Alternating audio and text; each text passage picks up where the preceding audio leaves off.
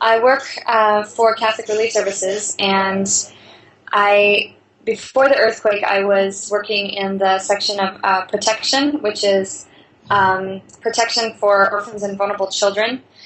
So I was working with our orphans program to supply aid to children who are living with HIV, and it's a countrywide program. So that's what I was doing before the earthquake. CRS is a relief and development organization, so we're really greatly involved in relief efforts whenever there's a natural disaster, and there are often here with hurricanes. So we have a lot of emergency capacity, and when the earthquake happened, we all pretty much transitioned into emergency response.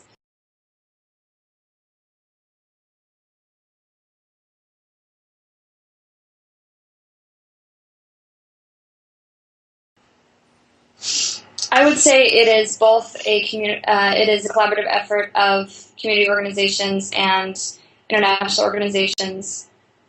Most of the international organizations have a mandate to work with the Haitian government, so they have to cooperate with the Haitian government, and that's challenging right now. As you've seen, the capacity of the government is really greatly diminished, and what can be done right now with the government is limited, and it's really challenging. But we're trying. The international organization community is trying to work through the government to push forward initiatives.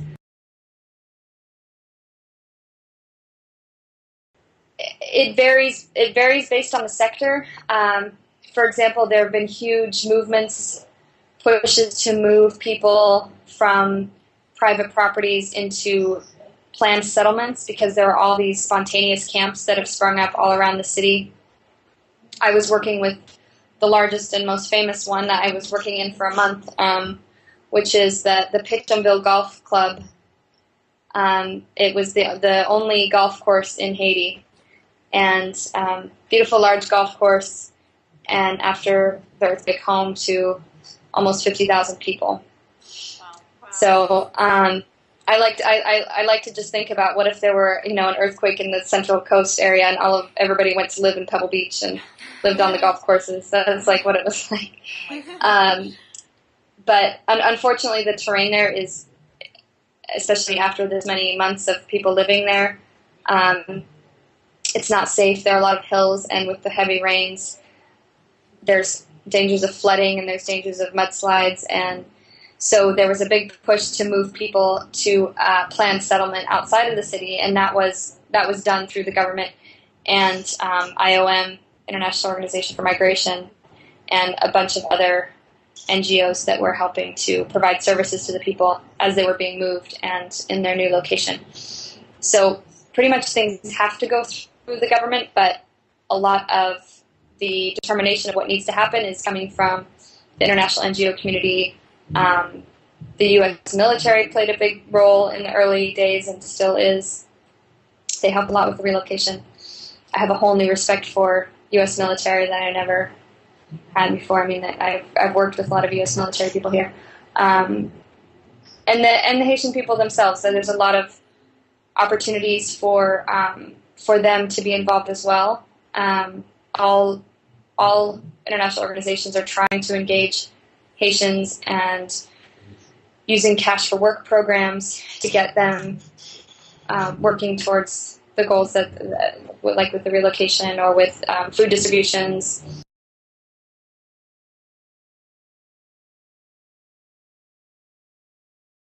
There are a lot of local organizations, and then a lot of employees, Haitian employees of international NGOs. So if you're working with SAVE, or if you're working with UNICEF, or if you're working with IOM or any of them, you're likely to be working with Haitian staff. I mean, Catholic Relief Services, my organization, has, well, before the earthquake, we had about 300 staff, and now I think we have close to 500.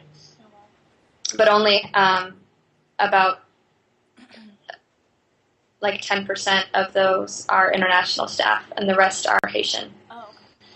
Interesting. So you think about these international organizations, and you just assume foreign organization, foreign influence, Right. but a lot of them are largely made up of national staff.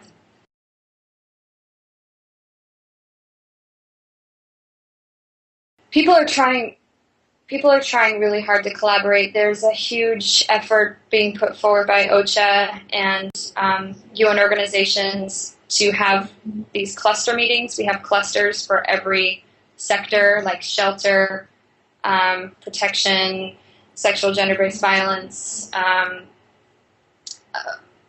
water, food distributions, everything has their own cluster, and they have weekly meetings at the United Nations logistic base where everybody is supposed to come and report on what they're doing and share lessons learned and ask for feedback. And I've attended several of these meetings for my sector, and it is useful.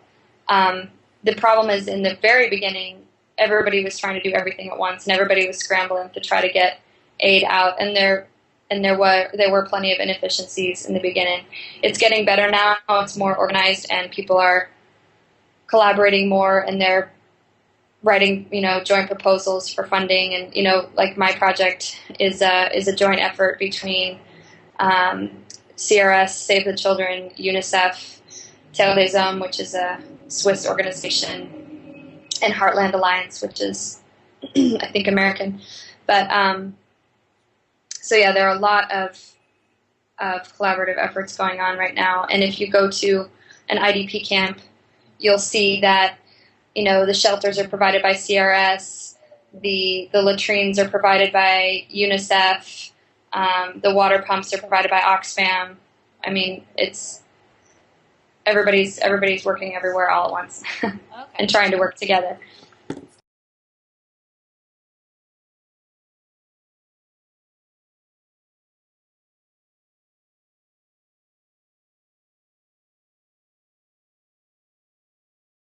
First, I'd just like to say that Haiti as a country is entirely too centralized already in the capital. This earthquake was so devastating to the entire country because everything is in Port-au-Prince. All of the headquarters of organizations, all of the ministries of government, everything is all in Port-au-Prince. And when Haitians speak in Creole, they have an expression for outside of Port-au-Prince, and it's just en dehors, which is like outside. You'd say, oh, he's from outside, which basically it just shows how much Port-au-Prince is the center of everything.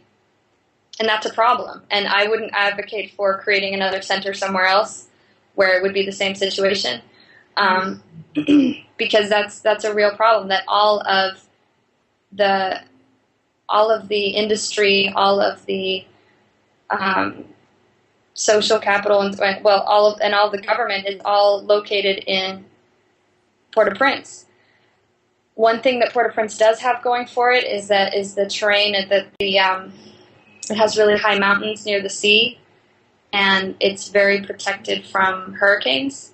When we have these devastating hurricanes in Haiti, for the most part, they do not rip apart Port-au-Prince like they do.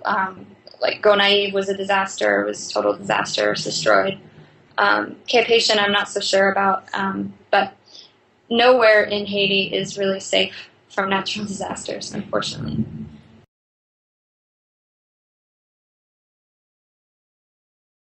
I don't think that Port-au-Prince could ever be uprooted. I mean, there's a history here. That the National Palace you saw that video I sent you. It had burned down in the past, and it was rebuilt in the same place. And I just don't see that people would be willing to move it out of Port-au-Prince. And there's it's the only international airport. It's the only really well functioning port, I would say. There's a few others. For the little bit of infrastructure that Haiti has, it's the best.